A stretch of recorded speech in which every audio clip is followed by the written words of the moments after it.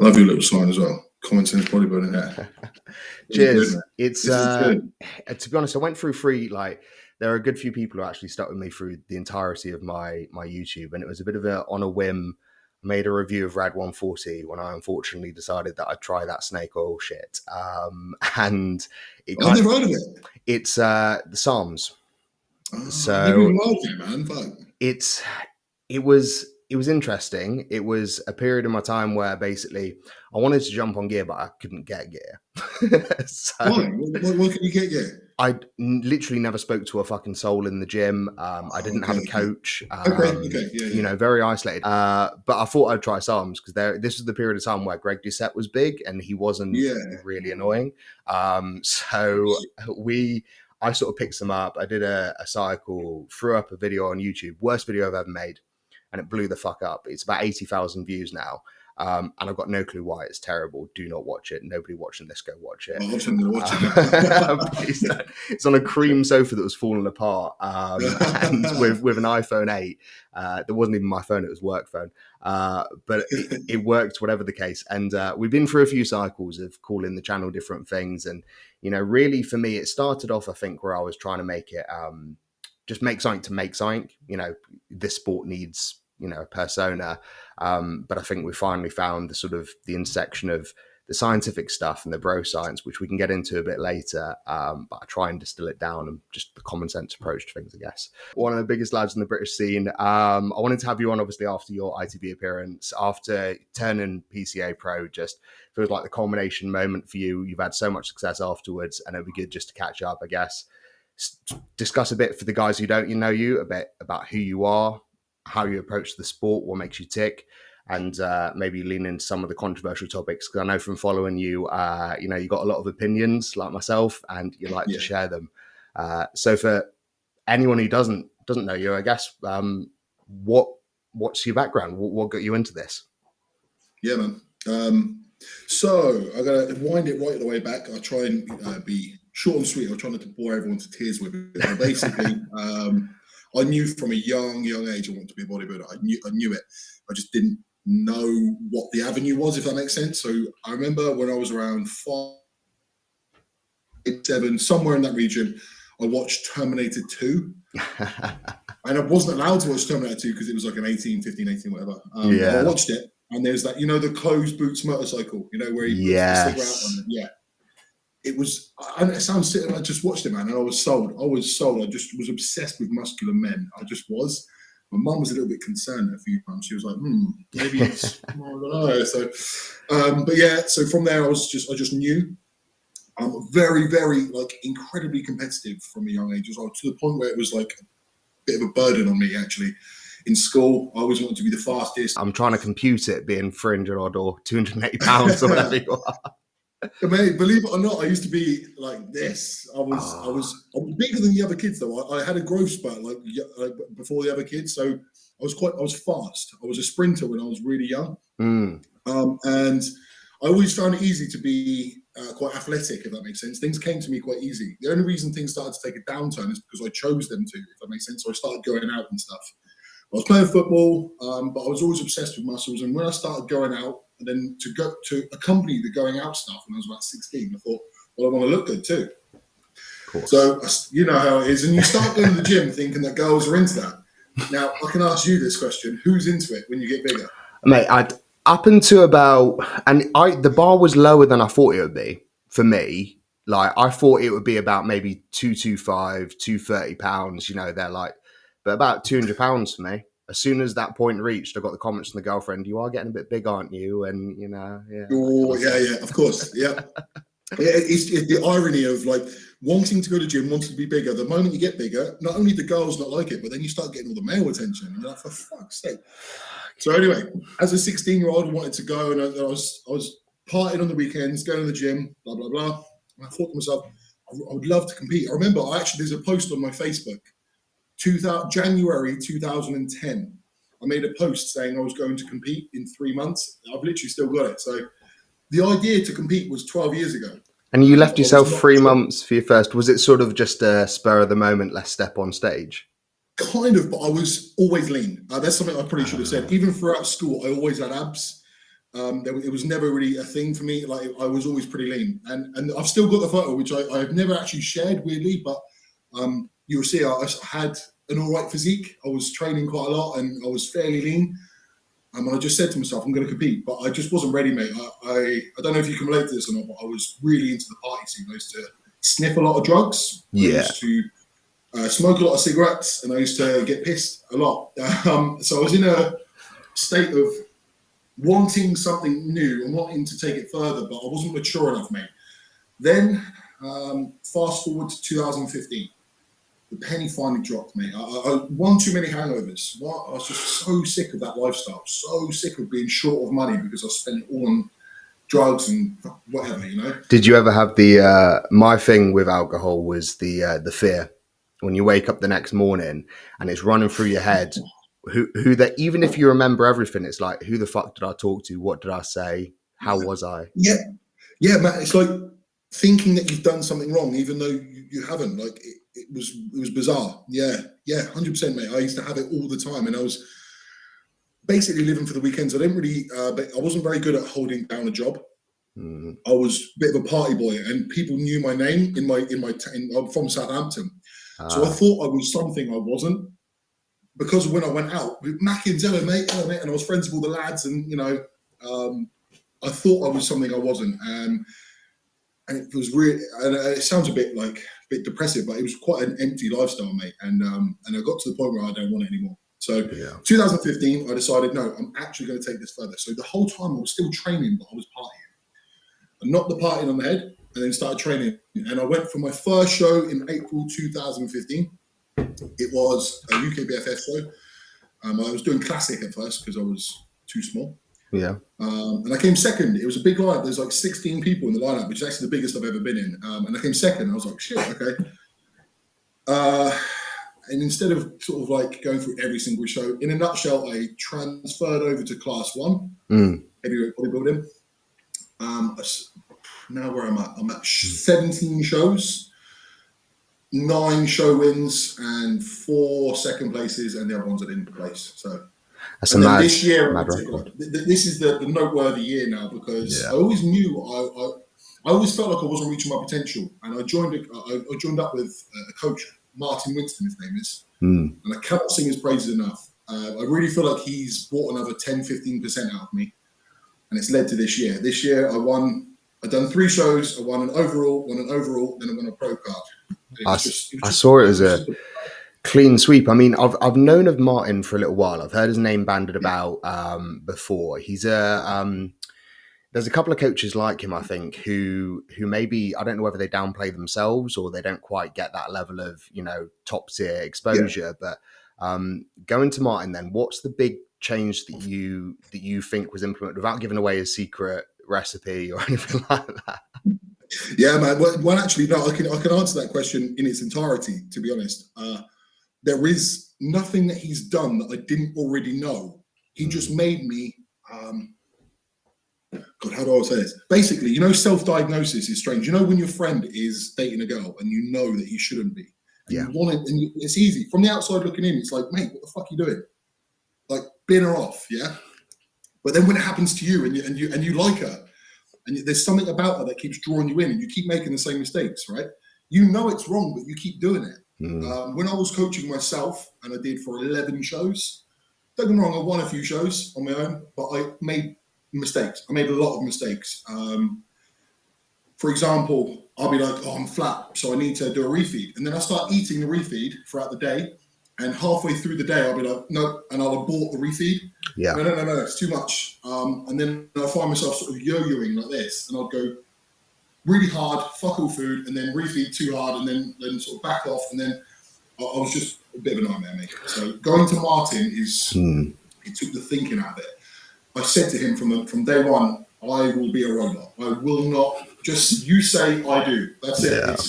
You say jump, I say how hard. That's it. And Martin is so hands-on. I cannot big him up enough. Like, he is so on it. Like, he will be chasing you rather than me going, hey man, I've got this. He's on me. That's rare in a coach. I mean, especially because I think in today's day and age as well, we've got coaches who are let's face it, a lot of people are bodybuilders who are doing this for the money, right, in the coaching game. And I feel like you can tell it's an afterthought. So seeing somebody who really clearly has a passion, it's rare, and it's something that definitely is valuable. Oh, 100%. And he that's one of his things. He says, if only I could do, he goes, I would do this for free. He goes, I get such a buzz out of it. He goes, obviously I need to pay my bills, so I have to make money from it. But he goes, I'll do it for free. That's his thing. He said it to me like five times, sorry. And he does compete himself, but the competing for him is almost an afterthought. He is a coach and he has aspirations to go up and up and up. Like I said, I can't say enough good things about him. He is so hands-on. I even stayed around his house the night before one of my shows because it was quite close. And he said, come and stay over. He was on me until like midnight that night. He was putting carbs in me like there's no tomorrow. And then that night he was spray tanning me as well. He put my base coat on and he was on his hands and knees, like scrubbing me and on the floor. And he woke me up and he was like, come on, check in first thing. He's on it. He is such a good coach and I cannot big him up enough, honestly. That's amazing. I mean, what do you, oh, sorry, go ahead. Yeah. I was just going to say, he is the difference maker. What's the difference of me 2021 to 2022? Him. It's not like I built massive amounts of muscle or you know, there was no other element other than him. Martin was the missing piece to my puzzle, for sure. It's interesting because you said that. I noticed that over the last, maybe it was just the last off season, but it was fairly brief. I mean, it wasn't, you haven't taken a long period of time off since I've been following you anyway. Is that because you feel like you've built the mass that you need, or is it that you don't need much time between seasons to grow? What's the sort of methodology there? Yeah, I think partly because I don't like a long off season. For me, another thing is always age. I've just turned 35, like 2-3 weeks ago. I don't know how much Happy longer. Birthday, by the way. I know. Happy birthday, by the way. I mean, don't get me wrong, I'm not old and I feel great, but I have to be honest with myself. And how much longer have I got? I don't know. Like, so big long off seasons don't interest me anymore. I want to do what I enjoy. So I try and keep the prep shorter and the off season shorter, and like sort of chop and change between them rather than a long one and a long one. That makes sense. I start to lose the love, if I'm honest with you, if it goes on for too long. And the reason why I didn't do too much of an off season then was because it was unfinished business. 2021 finished, and I felt like I sold myself short. I didn't peak correctly. Now this wasn't Martin's fault. Martin was trying to manage me, but I'd lost my head a little bit. I wasn't enjoying prep anymore, and I told him I wanted to quit. And he didn't want to push me too hard, but he also, I put him in a bit of a weird situation. And then one day I just quit, and I said, I don't really want to do it anymore. And I don't mean bodybuilding in general, I just mean that prep. Yeah. And I went and ate a meal out with my girlfriend and just whatever. So I kind of put Martin in a weird position where I wasn't following the plan. So I self-destructed last year and it felt incomplete. So I thought to myself, right, I'll just pick up and do early shows next year. And that was kind of the driving force behind it. I thought to myself, there's more in me. I felt really unsatisfied with 2021. I won an overall last year, but then it went downhill after that. And I just knew there was more in me. So yeah, I wanted to pick up on early shows. It's interesting because I don't claim to be experienced in the competitive bodybuilding game. I've been teasing my debut season for God knows how long, and I'm glad I have. Because between then there's been multiple reality checks of what it's really like on the UK classic scene. Even trying to get that pro card, and I'm the kind of person who's like, I'm not going to compete at 160 pounds and have zero shot at an overall comparison because the end goal is pro card. What's the point in sort of wasting the seasons? But I crumbled in first prep. I know that people say first prep's hardest, but it got to a point where I think I was too lean too early. And the mentality side that you mentioned came in where, I was really, messing around with my coach, wasn't really communicating to him. And it just came to a day where I just said, look, here's what's been going on.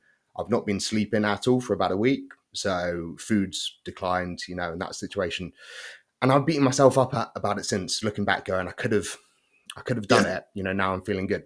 What do you think from that last season going into this season? I mean, just from a selfish point of view to figure it out, what do you think's, have you flipped something mentally? Have you put anything into practice based on last year? Yes. So I don't know what it was. There was something about last year. I actually believe. I don't know. I believe it was my personal life. There were things going on in my personal life, in my relationship, that weren't quite right. Things weren't sitting right in my life, and it's like I wasn't getting any joy from anything anymore. I'm not going to say I've never been someone who struggles with mental health. I'm not someone like that. To be honest, touch wood. I've been okay throughout my whole life. But last year was one of the toughest for me, and I don't know why. I think there was just a few things. I moved from Southampton, where I grew up, to Bolton. I now live in Bolton. It's where my girlfriend's from. So we bought a house here, but it just was not plain sailing. And I think that really played a part in how I felt last year. But that was also a blessing in disguise, because I knew how it felt. I stepped on stage in September 2021, and I didn't even place. So I went from winning an overall to not even in the top 3 in my category, let alone the overall. Yeah. And I was like, man, I don't want to feel that again. Like, that felt shit, because I knew in my heart of hearts that I should be in the running for overall. Like, I've been competing 7 years now, mate. Like, yeah, I should be in the running for overalls when I compete now. And I didn't even place in my category, and it felt shit. So I thought to myself, stop letting one thing affect the other. If you've got a problem in your personal life, sort it out, then go, rather than trying to juggle all the things and getting 50% out of this one and 50% out of this one. So instead, I sorted out my personal life, and it felt like shit when I didn't play. So I just thought to myself, I don't want to be in that place again. So things seem to be settled in my personal life now, and that's been a real big game changer. It sounds pretty quite obvious, but I wasn't sleeping right. Me and my girlfriend were arguing a lot. I don't know. So what I implemented was the fact that I just will not accept myself to go off plan again. Like, as a coach myself, I just cannot stand it when people give it the big one, say they want to do X, Y, Z, and then go off plan all the time. I think. How do you manage lifestyle clients as well? Almost 70% lifestyle. That's interesting, because I've ventured into coaching in the last 6 months, and it took me about a year of preparation to feel like, right, I've read enough, I've experienced enough. I've always been research heavy in terms of my approach. Never had mates in the gym, never really learned that way. So I've always felt like I've had the knowledge, but it took me a while to get into practice. But now I'm dealing with lifestyle clients. I don't feel like I necessarily prepared for the shift that you have to take when you're coming from a competitive mindset, trying to be, a pro bodybuilder. How do you balance your standards and what you, I guess, should expect from those guys? Yeah, I was just about to say that to you. Like, so you assume that they're going to have your mindset, where failure is not an option, so to speak. And oh man, that's a good one. I don't know. To be honest, it depends on the day. And I'm going to be honest, this is like the human element coming out right now. I'd love to say, I just do this. Or I've got something really motivational or something, but I haven't. There are some days where I'm literally like, it takes the wind out yourselves. And I'm sure you can probably agree. Let's say you have 10 check-ins on that day. 9 out of 10 are like, I didn't do it. I'm feeling this. I'm low. It ends up rubbing off on you. Yeah. And I'll be honest, there are some days, I've been coaching now for 7 years. There's been times where I'm like, I don't want to do it anymore. Like, there's been moments where I'm like, I'm so demotivated by demotivating people. Yeah. But then I think to myself, no, don't allow like, a few negative things shouldn't dictate how your life goes. Like, I really love my life and my lifestyle and everything that I've sort of carved out for myself. But yeah, I'd love to say that I've got a special way of dealing with it, but I kind of haven't, mate. Like, 7 years deep, and it still kills me. It kills me when like people just don't share your mind. Like, not only do they not share your mindset, but they're incredibly negative. Yeah. And actually, I'm at a point now where I'm 7 years deep where I can reject these people. Politely. Yeah. It's not like fuck you, but it's like, fuck off. do you know, like, now I can say to people, look, do you know what? I don't think this is working, so it's fine. Don't get me wrong, that doesn't happen very often, but it certainly happens now. Whereas when I was at the beginning of my probably, you say you're within your first year, you might be more reluctant to do that because you're still sort of building your brand and things like that. But I'm now 7 years deep, and if it's not working for me, let alone you, if it's not working for me, I'll pull the plug politely. Yeah, that's the most credible way to do it, isn't it? I mean, I struggle because my day job's in sales, and of course the sales mentality is basically we just need money, take the money, and it's tricky as somebody who, again, it's sales theory. The whole point is you should also be qualifying the people who are buying from you. You should be making sure that they fit, because otherwise you can have people go off and say, well, he's a shit coach because I had to leave him because he just had to go at me for this, and it's like, well, that's the way I coach. If you didn't qualify that, and that's, I mean, yeah, man. That right there, that's so true. Like, what's the point of having, let's say you've got all the numbers, let's say you're talking about sales, let's say you've got the most clients you've ever had, but within those clients, how many of them are actually good? So then your retention starts becoming shit, and then word of mouth becomes, you've got like this high turnover, and you've got these people that come in and then they don't get any results. You end up having no transformations. So now it's a bit more of a process where I'm making sure you're right for me. Yeah. Like, forget if I'm right for you, are you right for me? And if you're someone who's going to be a drain on my resources, both time wise and mentality wise, then I just simply won't coach you. How? Because I'm very similar to you in that respect, I suppose, in that I don't like negativity. I don't like people who focus on the negative. There's always those people, you probably, if you worked in an office or whatever, there's always that person who just everything's the end of the world. And it gets very easy, I feel, in our sport, which is so selfish, to just cut it out, cut out the cancer, like they say. Yes. But how do you balance, or do you balance the fact that I've found tends to really narrow down the sphere of people that you can have around you in your life? I mean, personally, it's pretty much family and my partner and a few of her friends who I can get on with, because otherwise, as you say, those personalities, the negativity, it grates on you, the lack of ambition or whatever that I see in people. And I guess I've become very judgmental. Do you find that creeps into your life and can cause issues socially, or? Yeah. Well, how old are you now? I'm 28 in a few months. So I'm coming into the sport, I guess, about the same time as you, about 27. Yeah, 27. Yeah, that's my first show. Yeah. I have found with age that I've become more and more what you've described. So when I was younger, when I was in my, I'm going to call it the party days. I mean, that's a silly name to describe it, but when I was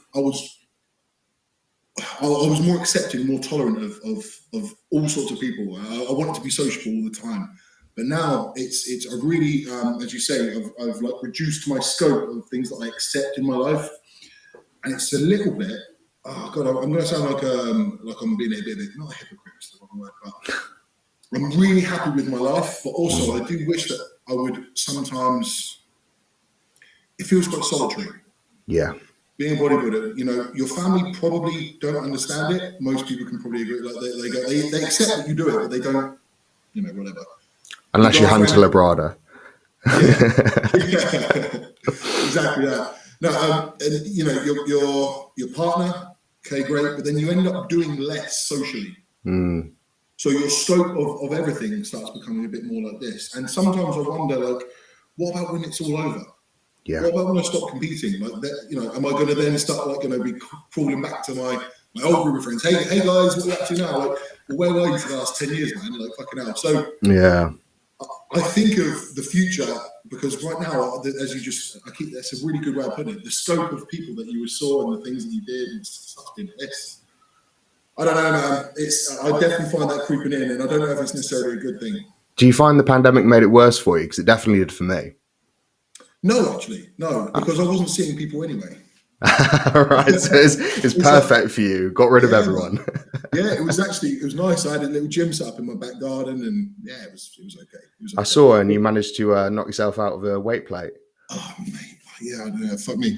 Also, in the pandemic, I lost. I don't know if you ever saw this. Were you following me when that happened? I saw. Yeah, I'll try and play a video of it over this if I can for the final edit. But Jesus, yeah. What happened to that? Was that a squat rack or? Yeah, that's right, man. Yeah. So I was there was a record in my gym. So 5 plates aside, 220 squat. How many reps can you do? And there was a guy who got 16. And I was like, I can beat that. And I got to rep. I'd done 17 straight, like without stopping. Okay. And I wanted to get 20. And then I went down for my 18th rep, and I just completely died. Like it went from like power to no power. So I dropped the bar in front of me into the safety bars, and it literally severed my finger. It didn't squash it; it just took it off. My finger was intact on the floor. That's madness. My friend went and picked it up, and he was like, "Oh my god!" He put it on ice, took it to the hospital. They cut the end of my bone off because the bone was sticking out. It's pretty intense, and then they stitched me up. And there you go. Jesus. But that actually happened in lockdown as well. We weren't supposed to be in the gym. Okay. Yeah, we were in there illegally. It's right after Nathan D'Asher won his court battles, didn't he? I know, yeah. I feel like a lot of people have U-turned on the COVID stuff, mate. I know. It's weird. It's a strange world. I mean, obviously, we suffered for a good few years, and we sort of conformed, and we went, that didn't quite work. And I feel like everyone's just realised, well, I guess the older population has unfortunately suffered for it, but that's kind of happened now. So it's like we may as well reopen and go back to normal. But I mean, I'm fucking glad we have with gyms. It was Did you struggle then with that? Well, this was also my home gym during the pandemic, and it's you can't really see it probably, but it's pretty much a box room. Like, this is an ex-council house, and so this was the half bedroom that they had or whatever. And so I'd work at my desk in the day, and then I'd have to put my legs underneath my desk to sit on the bench and do bench press, and no padding on the floor, doing squats and everything. So how much weight did you have? I had about 120 kilos, so not much, but enough for pretty much everything to get a working set of some kind. But I guess this is a point of interest for me with you as well, and I like your style of training. You are heavy, hard training. Sort of no apologies, British training, basically. And I took way too long to get into that. I was one of those guys who was a bit of a volume whore in my early days. I guess I blame personally Arnold's era and Pumping Iron, because I think that movie was amazing. But when they say we've been in the gym for 3-4 hours doing the partner curls, everyone watches that movie Steps in the Gym, and then you see guys doing like 50 rep sets. And it held back my progress a lot. And my strength has been something I've really had to work on hard to grow afterwards, because I missed the newbie gain phase. Do you think your style of training is right for, because correct me if I'm wrong, but you are very much a sort of intensity training kind of guy, right? So definitely. Do you feel that, because there are definitely two camps in this, of people who do like the volume style, people who like the intensity style. Do you feel like the more intense training style is right for everyone who wants to be as big as possible, or do you think it's individual and unique? Right.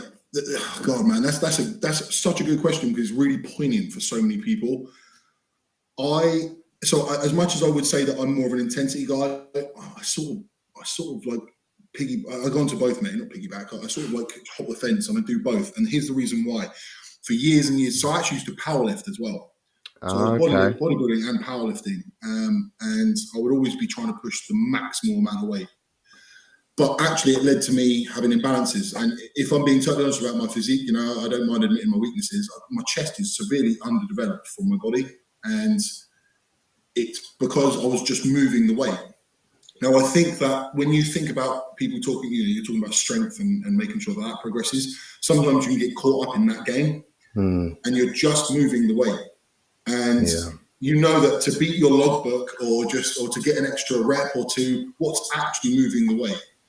So actually, of late, I've scaled things back a touch, and I've realised now I can move the weight with the desired muscles better at probably around 70 to 80% rather than 90 plus. Your approach with volume, you said that you do flip between the two. So and I don't think that there should be one rule across the board. I think it's personal. Do you know what? There's something I really live and die by as well. What do you enjoy? Because if you are not enjoying your training, will you stick to it, and will you perform it to the best of your ability? Right? If somebody gave me a training plan schedule and there was 4 sets on every exercise, and there was 10 exercises, I've got to do 40 sets, I'd be like, and even though I could do it, am I going to give it my all? Probably not. So it needs to be something that marries with my own sort of enjoyment or whatever. So I've sort of made an amalgamation of intensity, strength / volume.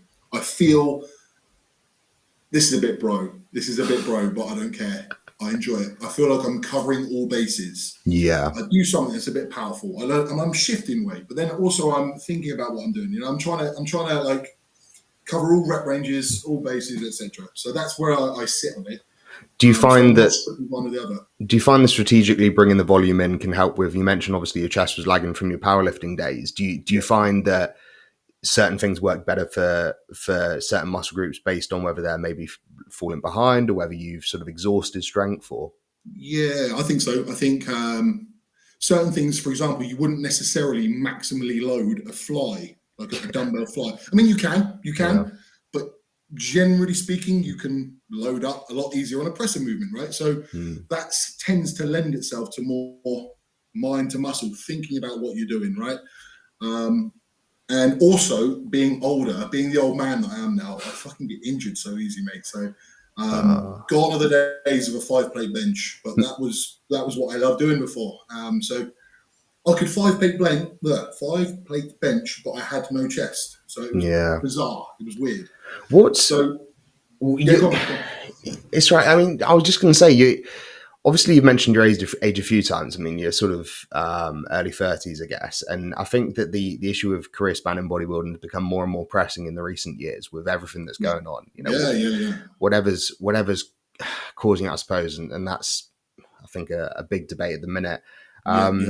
What's your, I mean, we can get into the whole sort of mindset around career span and what's right in terms of staying in the sport. But what's your thoughts in terms of your end goal? Because this has always intrigued me, because you compete in the PCA predominantly, right?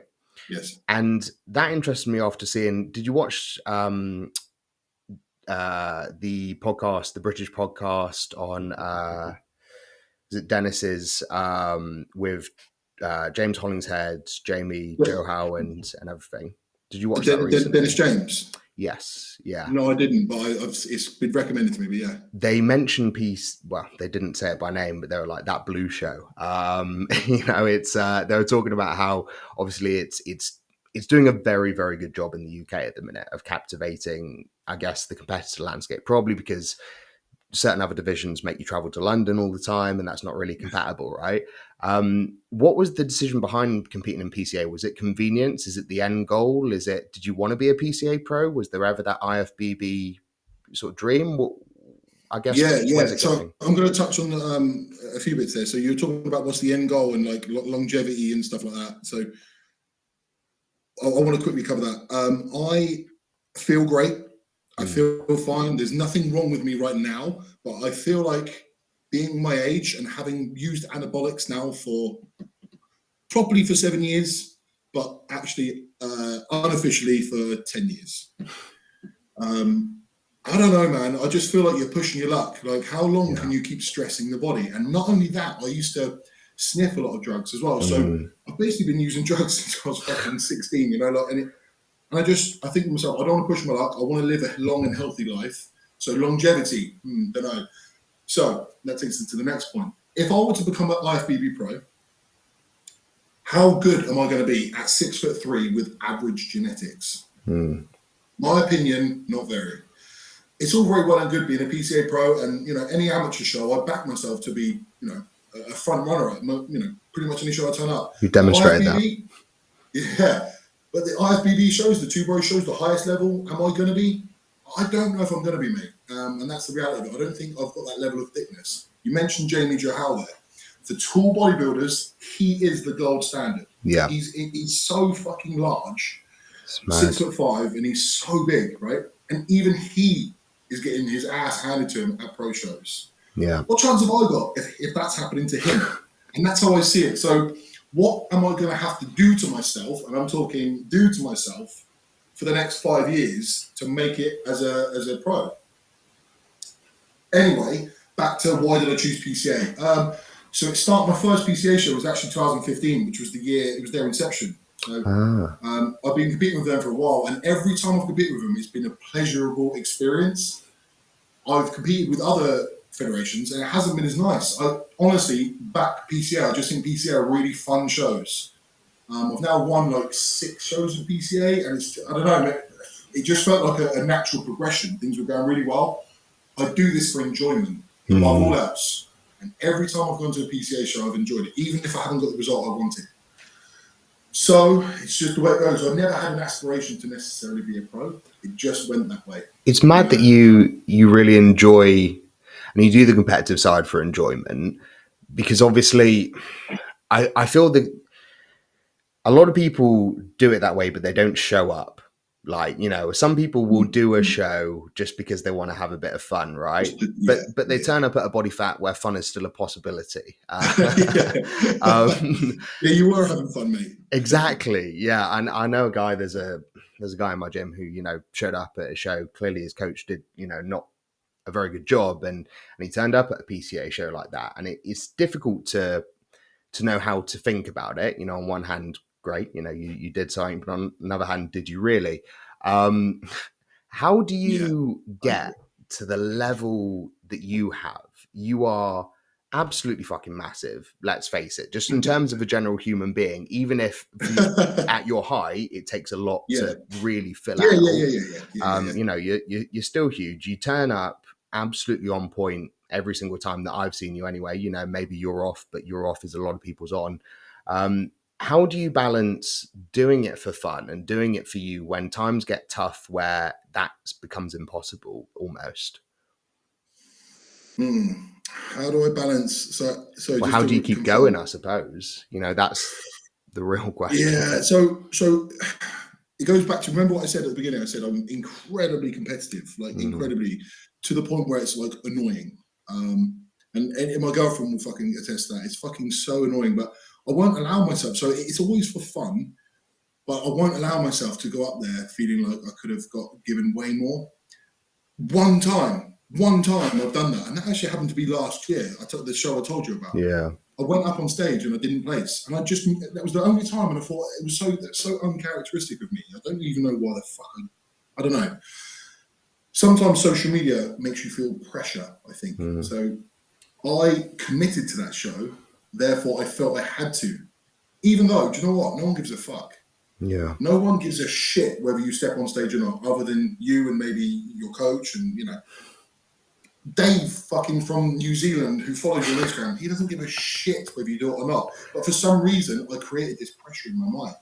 Yeah. So being painfully competitive makes it kind of easy to carry on. And actually, do you know what? You haven't prepped properly yet, have you? No, I reckon, I mean, we got down to 6 weeks out, but conditioning wise, I was probably somewhere between 2 and 4 weeks. We got, I was under Josh Bridgman, who was coached by Cal, and you probably know their approach is get you stage ready literally as soon as possible. And it was about an 8-month prep in total, which was crazy for one show. Well, that's interesting to hear. There's a couple of things. So it's interesting to get you ready as soon as possible. Do you not find, or did you not find, that you were fucked, therefore everything suffered, i.e. training, recovery, sleep, mood, everything? So almost, I don't understand why you'd want to be ready early. Surely being ready when you should be ready makes more sense. Well, I think from following it, it's a mentality I can kind of get.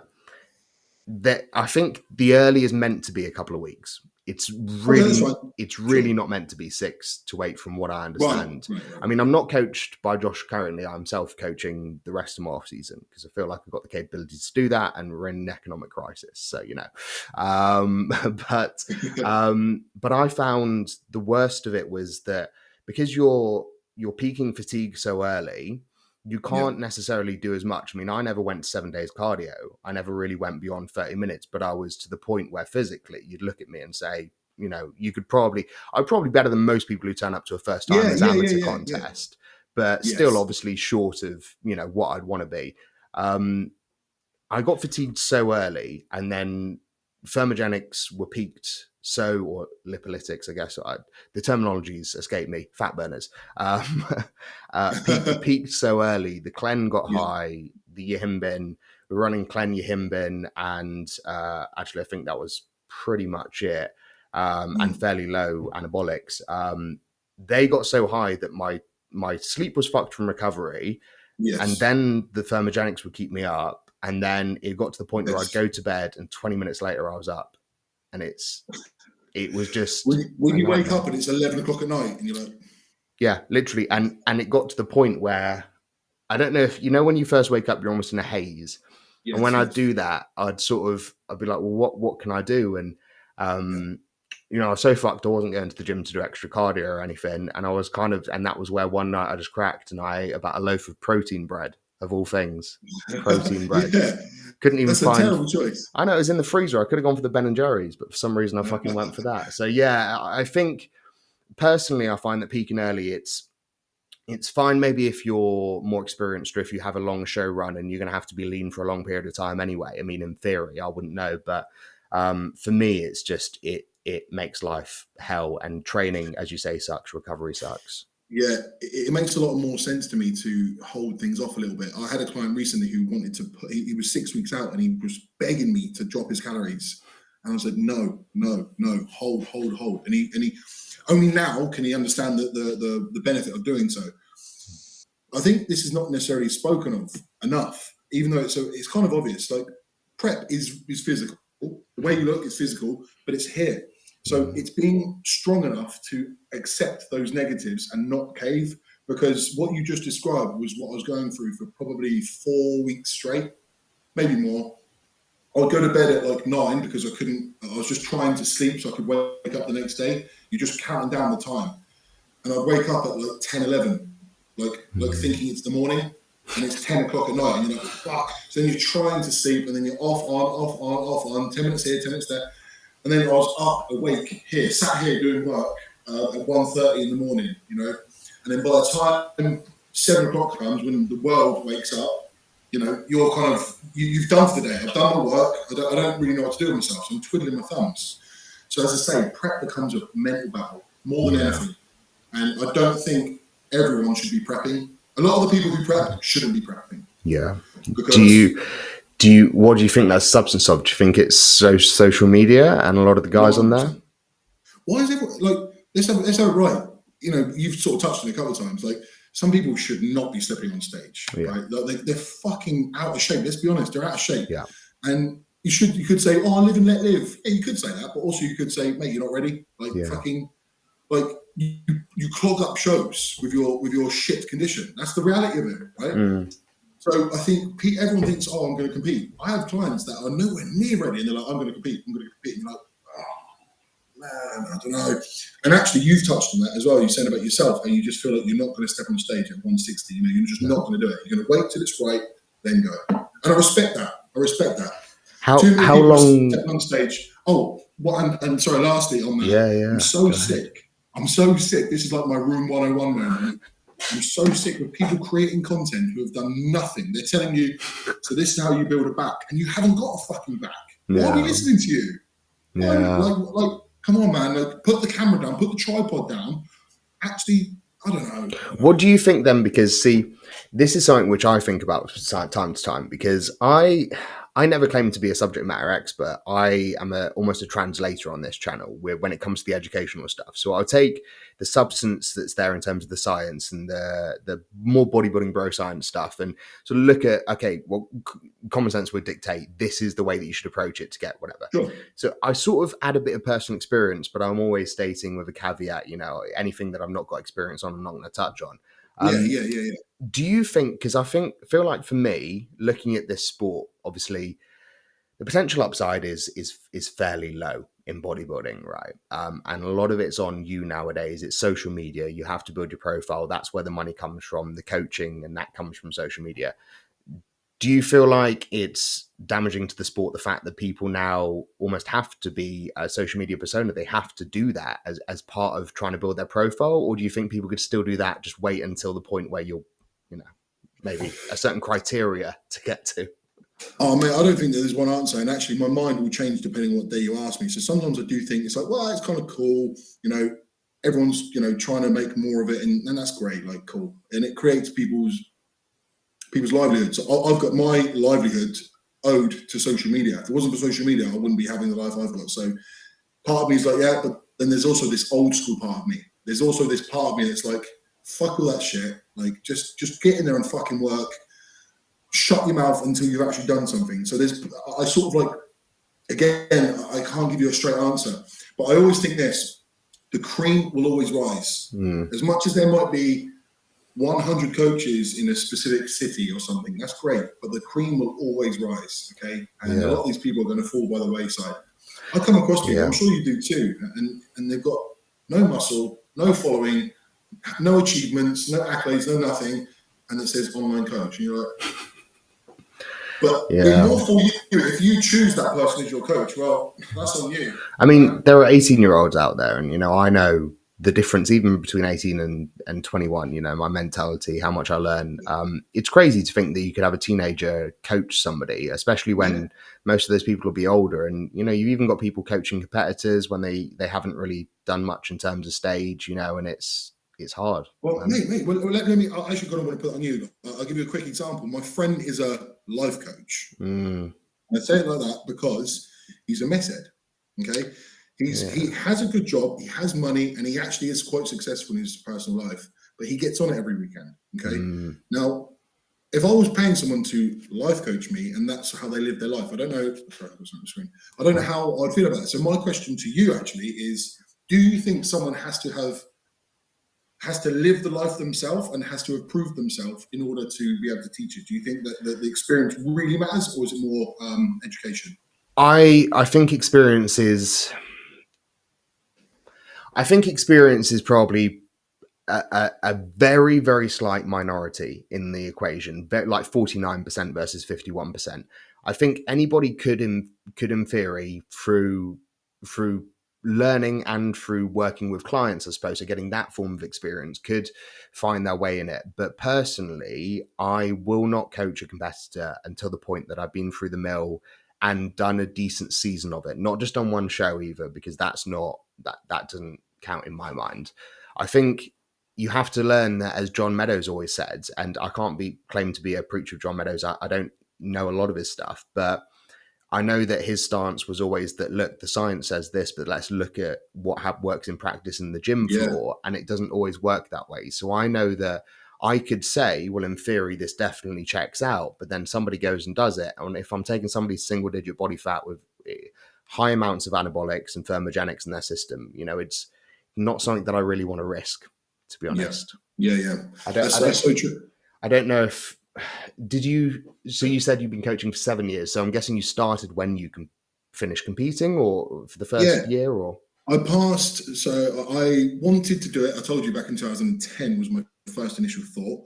Then 2012, I thought to myself, I don't enjoy my job. I was just doing odd jobs here and there. I was working in recruitment. I was working on a building site. I'd done everything. Fuck me. But I passed level 2 nutrition and level 3 nutrition, level 2 personal training, level 3 personal training in 2012, with the idea to potentially do it. I thought, I don't actually want to do that. Oh God! So I was sort of like tossing and turning as to what to do. I don't know what the fuck to do. Then it finally got to the point where I actually started coaching before I was competing, and I was doing it for free. Some people just knew that I was a gym guy, and they knew that I'd actually taken the time to look into the nutrition side of things. And some people just asked me for help. So I was helping a few friends, helping a few more friends, and then I realized I could monetize this. So I started to put money on it. I started saying, well, if you want a dark plan, I'll be 20 quid, you know, that kind of thing. Then that blew up. So I was doing that for probably 6 months prior to competing. Then I competed, then more offers came in, and I thought, okay. And I started coaching, and I got flack. I got flack for it. Everyone's like, why do you call yourself a coach? You know, you've done one show and you think you can coach. I got shit. I got a lot of shit. But I thought to myself, you know what? It's making me good money and I enjoy it. So I carried on. 2, 3, 4 shows. And then after maybe a year or so, people stopped saying that because, you know, you actually can validate yourself, you know? So it's funny now because I talk about now, I've got this position of perceived authority. But for sure, there was a few hairy times where I was like almost doubting myself whether I should do it or not because people were telling me I shouldn't do it. How do you? My advice to people trying to just fucking forget what other people are doing. If you know that you've got a product of value, fucking go for it. How much of that do you think is people genuinely having critique based on your individual case, or people projecting the insecurities of your success onto you? Bit of both, mate. Bit of both. Because at the time, everyone was around me going, "Don't worry, they're just jealous. Don't worry." And I was thinking, maybe there's some validity to what they're saying. Maybe I shouldn't be. You know, like I am inexperienced, and I guess you know how jobs only give you. There are certain jobs you need experience to get the job, but you can't. You know what I mean? It's like a catch-22, right? So I thought to myself, if I want to do this, which I do, I'm going to have to just bite the bullet and accept that not everyone will like it. Yeah. But living your life according to how others may or may not feel is just a mistake, isn't it? You know. So I accepted the flack, and then 1 year or so later, you know, it's all I will say it's a double-edged sword, because I do think that early on in the game, especially, sometimes you need a bit of a reality check. Sometimes with my approach to things, you know, I would go on, for example, I'd fall victim to actually opening Reddit, which is a terrible idea. The bodybuilding community on there, mate, it's Jesus Christ. It's, man, I fucking hate that shit. The scum of the earth live on those places, man. It really is. I happen to know one of the moderators of the Reddit, and they say it's a nightmare, and I'm not surprised. But I mean, I went on there, and especially the PEDs side of Reddit. You do get a lot of guys on there who know their shit, and there's a few people you'll see who will, you know, they'll answer every question. And I got trial by fire. The first couple of times I posted questions, it was, you know, what the fuck is that question? That's stupid, even at concept. What are you doing? You get off PEDs. Well, that's what they say to you. Wow. Yeah, that kind of thing. And I'll admit, I wasn't serious about my training or nutrition up until the point where I started my first anabolics AAS cycle.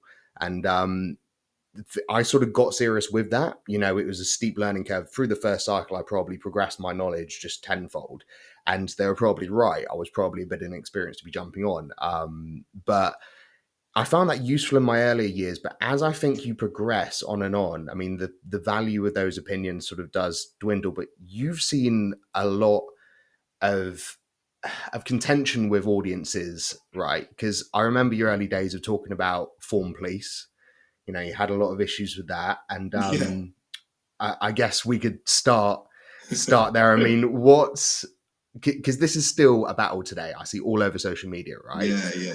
How much do you think sometimes, as long as you feel it working right and you feel safe in the movement, do you feel like form is almost subjective in a way? Do you feel people overjudge? I bury my head in the sand a little bit about it. You know, I'd like to say that I'm not bothered by these kind of things. And everyone claims to not give a shit, but we all do.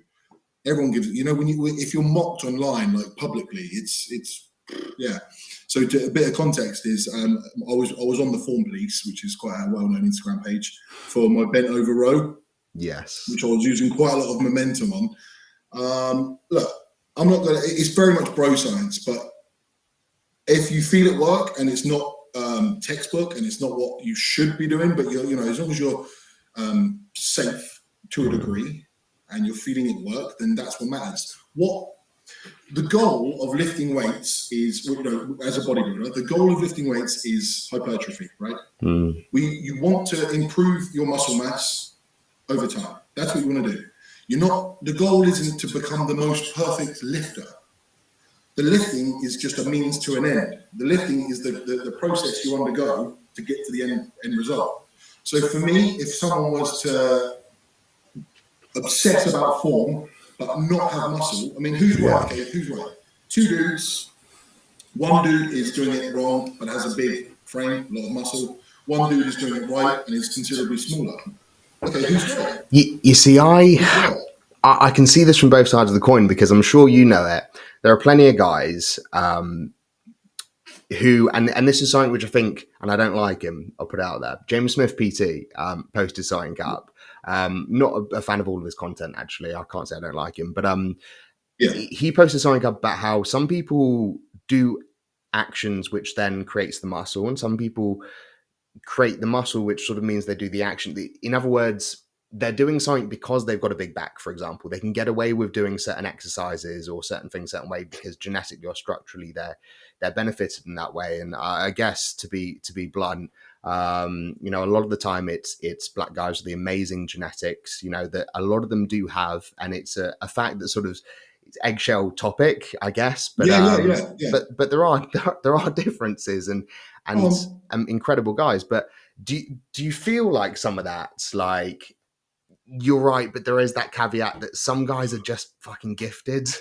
Oh, mate, I had this conversation literally this morning. Why are people asking Phil Heath how he grew his triceps? You know, that kind of thing. Like, why you fucking forget it? I wouldn't be coached by Phil Heath. I don't think he knows much.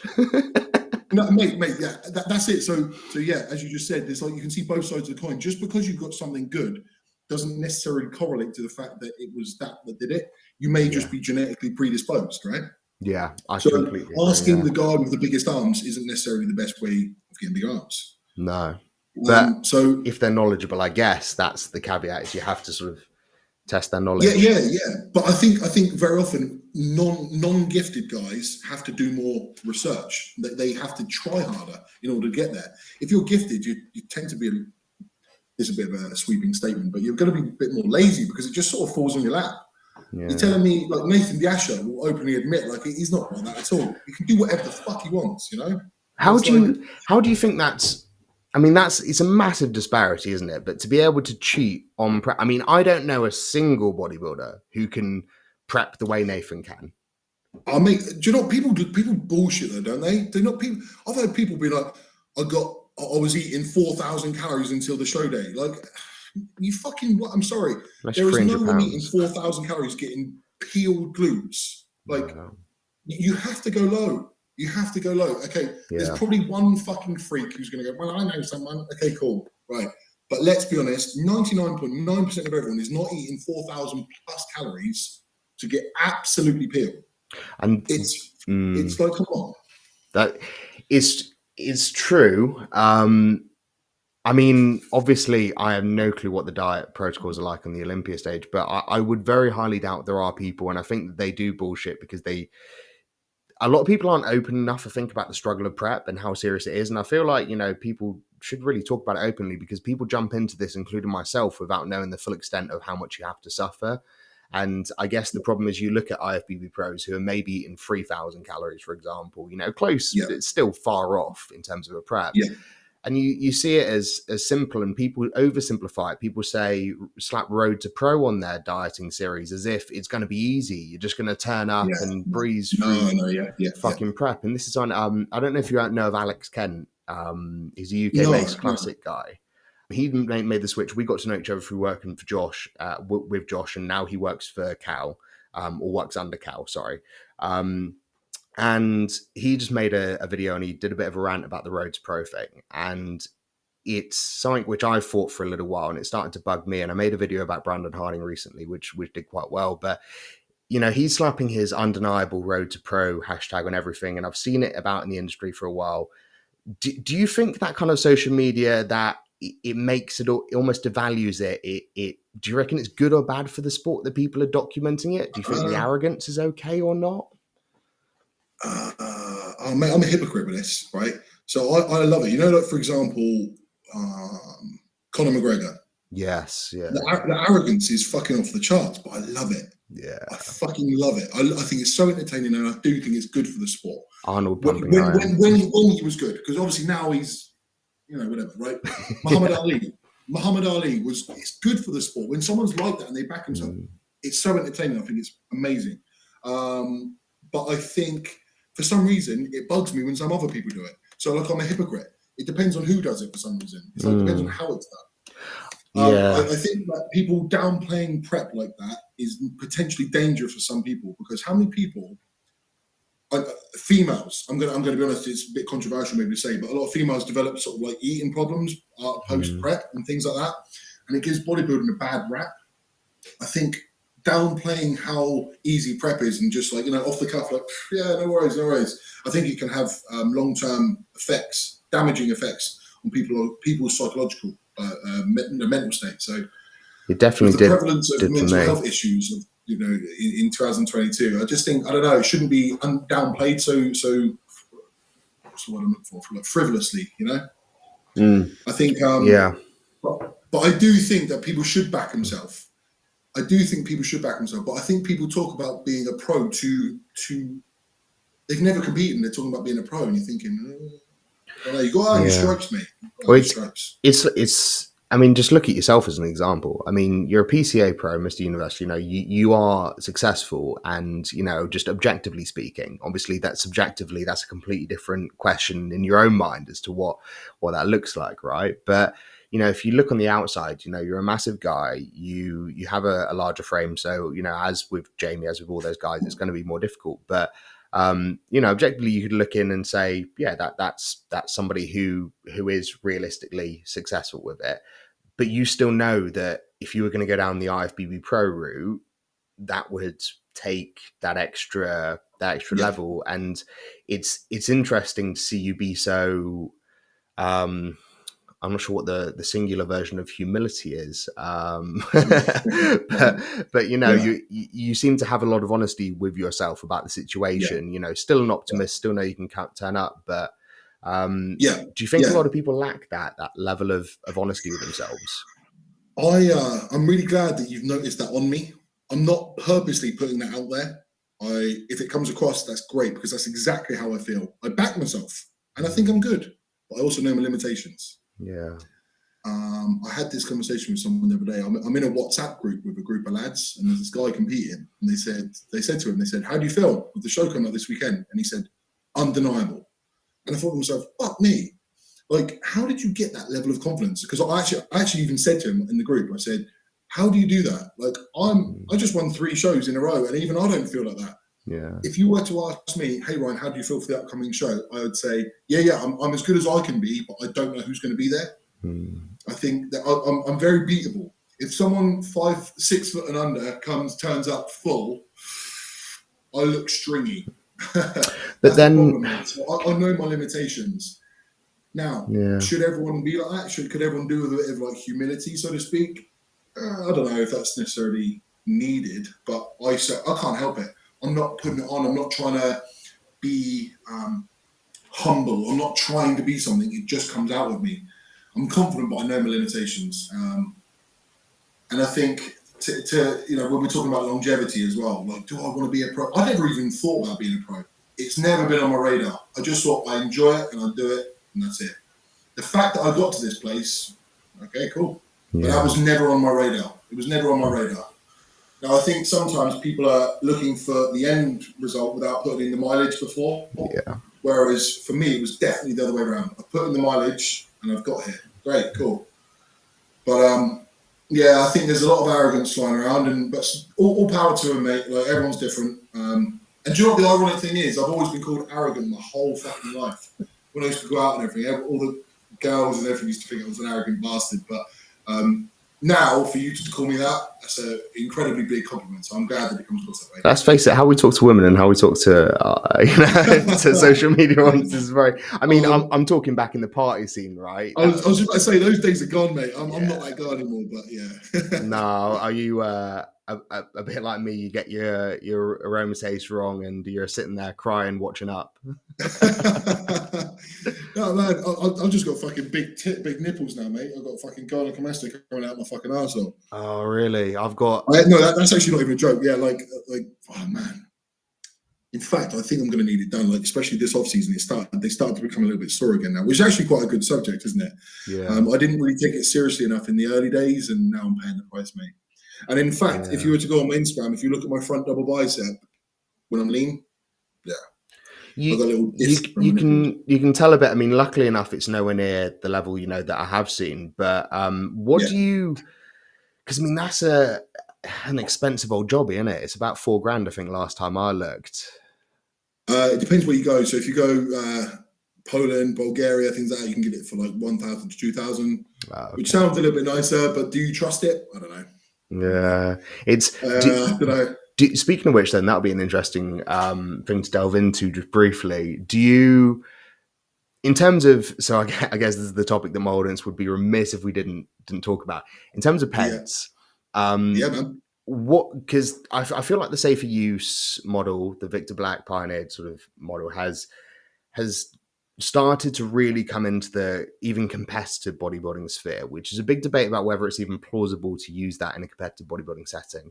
But obviously a big proponent of that is managing estrogen through compound selection. So Primo and Mast, for example, to manage the androgen to estrogen ratio.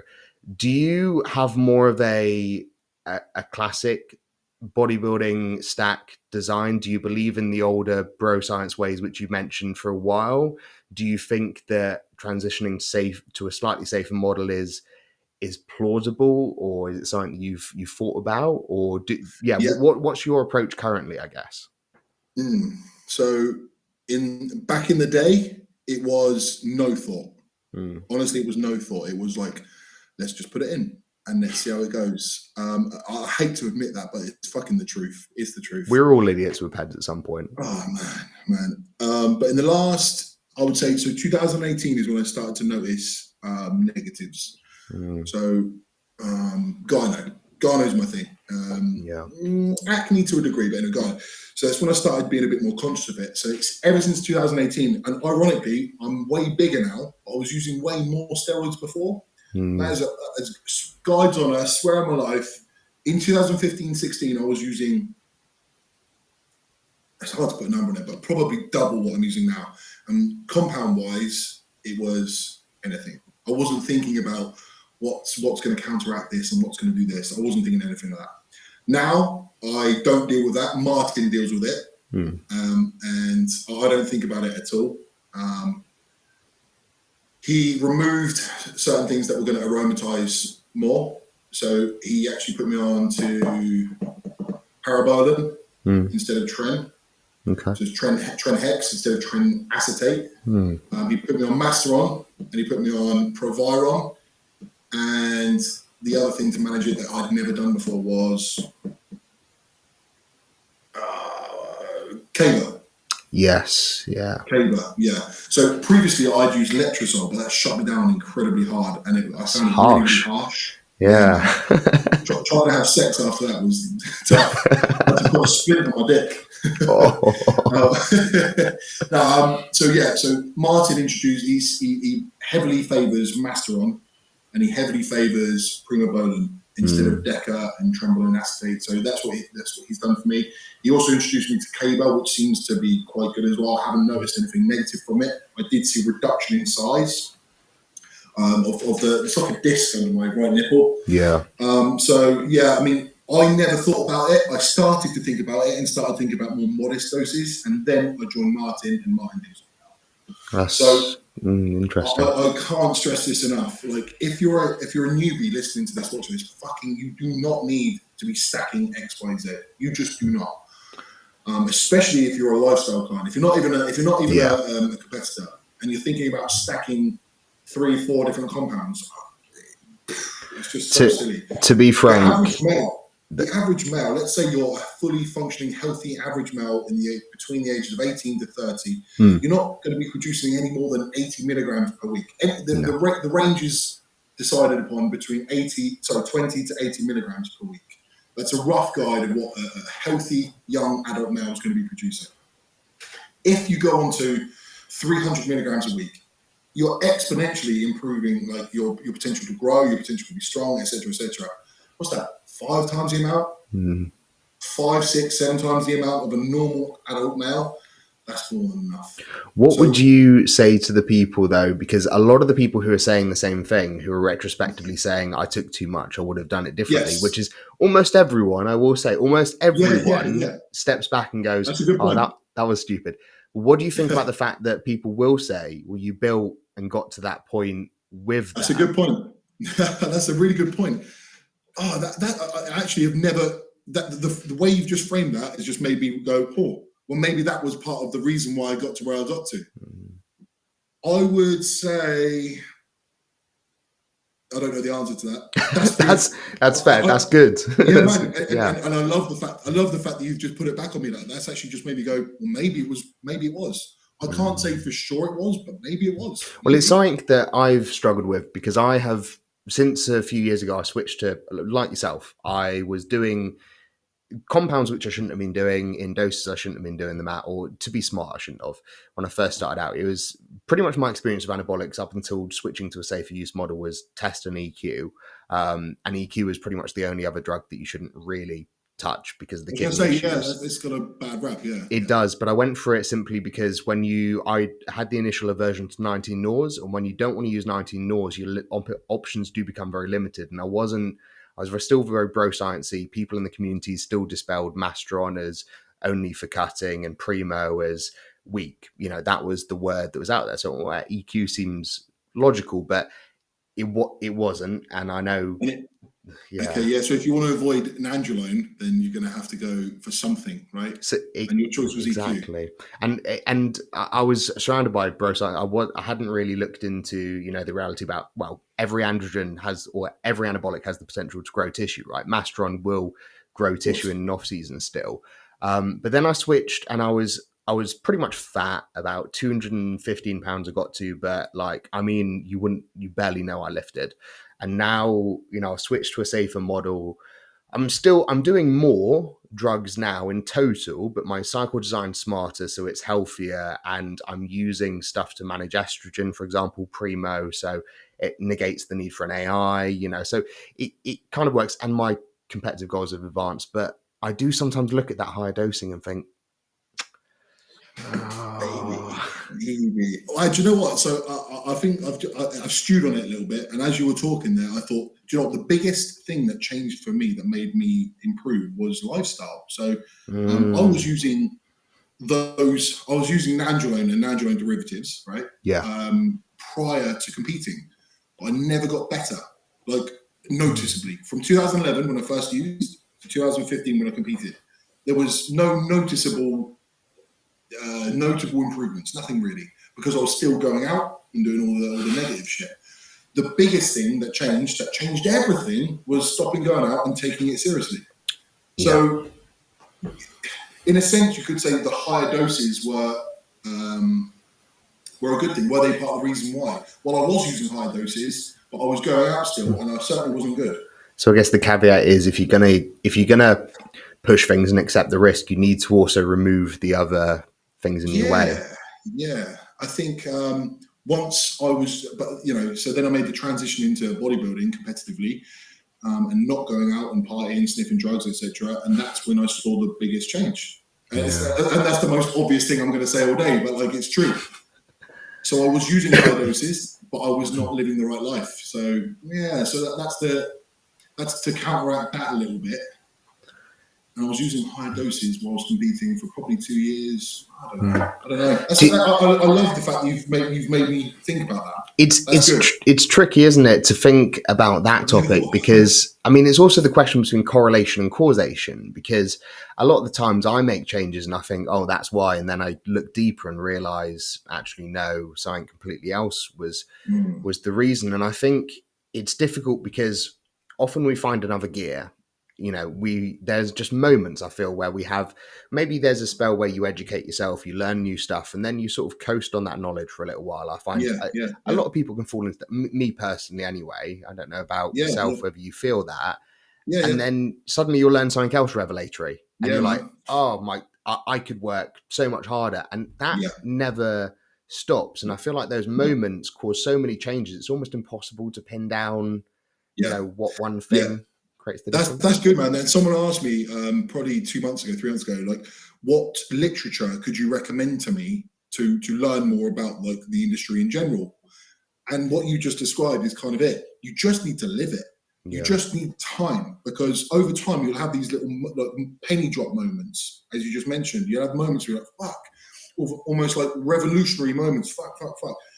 You have all these little bits and bobs over time that I feel like there wasn't any one specific source. It was everything. It was everything. It was lived experience. It was coaching people. It was competing. It was science. It was Reddit. It was everything. Everything that made me think differently about certain things. It was the culmination of everything plus time. Do you ever one specific thing? Do you ever feel though that those? I definitely did, but did you ever feel like those moments correlate with a point where maybe you've stalled and you kind of have to open up to the fact you might not be doing things right? It's a question of putting pride aside sometimes. Yeah, absolutely. Yeah, I think, and that's, I said it earlier, you know, when people are gifted and things are just falling on their lap, they very often you don't have to go looking because it's all just happening for you. And as they say as well, you don't lose, you learn, right? It's either you win or you learn. And going through hardships and things like that is kind of what sort of makes you look outside the box, so to speak. So it's kind of a good thing. It's almost a blessing in disguise. It doesn't feel good at the time, but it's what's making you change. I want to actually ask you a question. Do you feel that people are focused too heavily on anabolics? Yes. Do you feel it's justified? I think people are focused on anabolics for good reason, in that there is insufficient scientific information about anabolics in a recreational setting because of the bullshit fact that they are criminalized, I guess, in any way, shape or form. I think the issue is obviously that a lot of the drugs were, the research stopped a long time ago. And nowadays, the sum total of what dictates who you listen to, whether it's Tony Hughes talking about doing 28 grams of fucking tren a week, or whether it's John Jewett saying, no, just do, you don't need more than 2 grams, for example. So I understand why, because there's a lot of confusing, conflicting information, because everyone's almost a chemist nowadays with it. But I do think people overemphasize it, but it's only ever, in my opinion, the people who are natty who necessarily significantly overemphasize the importance. I agree. Yeah. Have you found that people? Have you ever coached anyone and I guess this is, you can choose not to answer this, but have you ever coached anyone who's made that transition from natty to enhanced? And yes, what was that experience like? Were they disappointed in a way? Yeah. Over the years, I've had numerous people, mate. So I've got a multitude of answers. I've had people who have barely changed, and I've had, and been almost a bit like gutted because they expected sort of Olympia level changes to happen to them.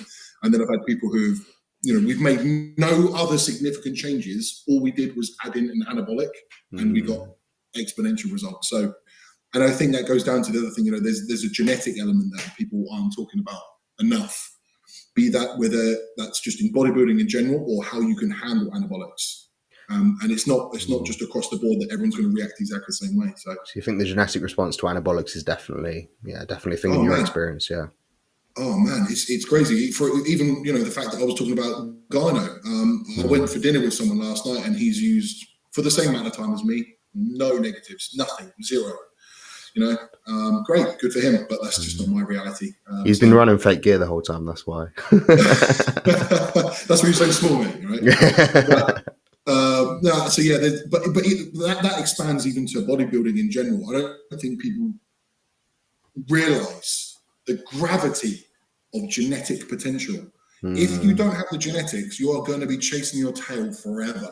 There's a ceiling. Like, your ceiling is relative to you, and you don't know it until you reach it. Does anyone ever reach it? I don't know. But basically, not everyone's going to, who the fuck is going to be Dorian Yates or Ronnie Coleman? You don't just train and then that happens. Like, there's a genetic element to this whole fucking game that people don't realize how dramatic it is. So going back with because you mentioned that you think you've got sort of average genetics. I mean, obviously that's up for debate, right? I mean, but I do think everyone has close to average genetics, except for a few outliers, because genetics, of course, dictate so much that we don't think about. Yes. Going back, I mean, obviously you do this because you love it, but there is that competitive element. Yeah. What do you think you would do if you could go back with the knowledge that you have now? Do you reckon you would still go down this path to begin with? Would you make that first shot? Oh, yeah, definitely. So I would have. I think I'm so in love with bodybuilding that I would still be doing it. Yes, I would go down the same path. I would take more care in the anabolic use and AI use, so I wouldn't have these fucking nipples now. I would put more emphasis on what's moving the muscle. What's moving the weight, not just numbers for the sake of numbers. But other than that, I would take the same path. And yeah, definitely. And I think when I say average genetics, I mean, it depends on your scale, right? If you're scaling yourself against Phil Heath, sure, average. If you're scaling yourself against some guy who's, fucking, yeah. But I'm white and I'm 6'3", and there's no history of anyone with much muscle in my family. Mm. And you mentioned yourself, the black guys with the small joints, bit large muscle bellies, bubbly, round. Yeah, I haven't got that. No. And I'm 6'3", so I'm sort of gangly. Yeah, If it's harder. If I were to stop pushing the food, I would be skinny very fast. I guess that's great for when you decide to come down for health, though, isn't it? I guess. You just drop the anabolic. So though at your weight, I think you might end up in that situation where you have to work a little bit to get it off. But yeah, for sure. Is it because I'm finding even at 220, and I guess we'll start to sort of wrap things up because I'm conscious of time. You know, keeping you over an hour and a half with meals and everything. But speaking of which, I'm finding it 220 even now.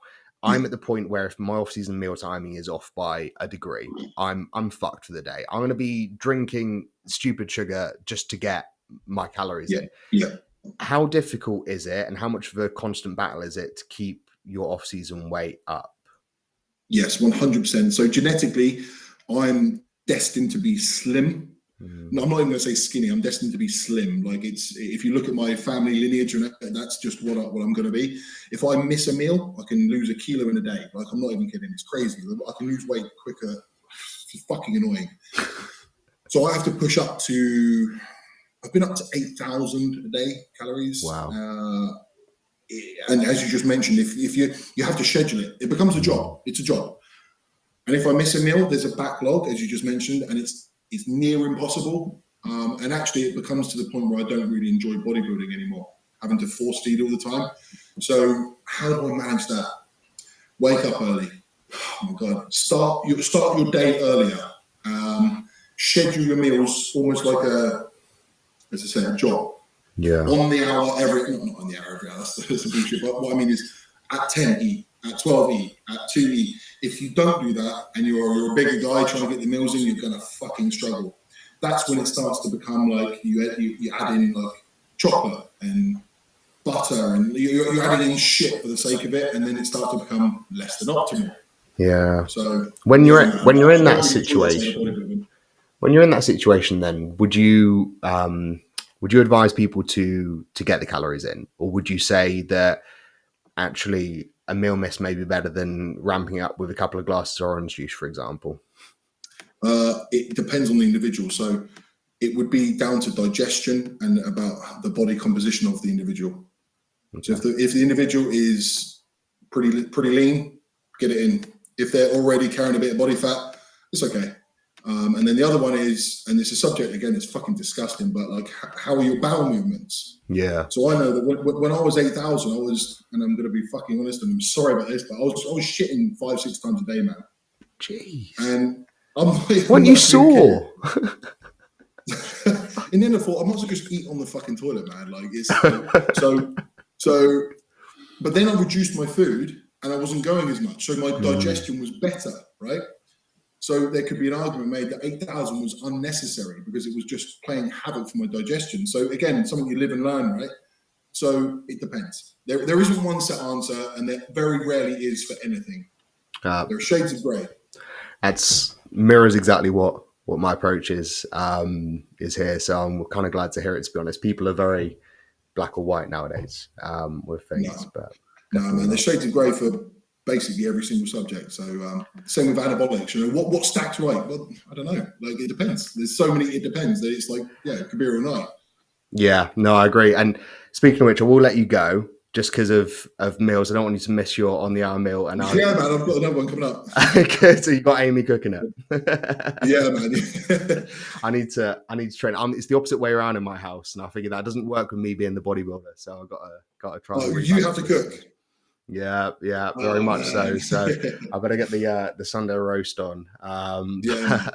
But it's been great to chat. For anyone who doesn't currently follow you, where can everyone find you? Instagram, Ryan _Mackins _PCA Pro, MACKINS, Ryan Mackins PCA Pro, and then also on YouTube, Ryan Mackins, and that's it. Great. Well, I'm sure that people will be checking you out after this, and obviously, if not, they'll probably already know about you from the notorious ITV interview. But that's probably a topic for another time. It's been great to have our first chat. I mean, obviously this is completely off the cuff pretty much. Yeah, man, exactly. First time, but definitely if I'm ever in the area or you're ever down south, we'll have to grab a session. Oh man, love to. Yeah, Man, I appreciate it, buddy. I'll definitely be covering up with an oversized hoodie though, if that we do. Great, mate. Everyone I train with, we've got to do a pose down at the end. 100%, man. Come on. We'll wait to the start of prep then, so that I can match your conditioning. No, it's any time would be an absolute pleasure, and we'll have to do it again sometime. Yeah, definitely, man. Thanks for having me, mate. No worries. Thanks very much, Ryan. Cheers, brother. Bye-bye.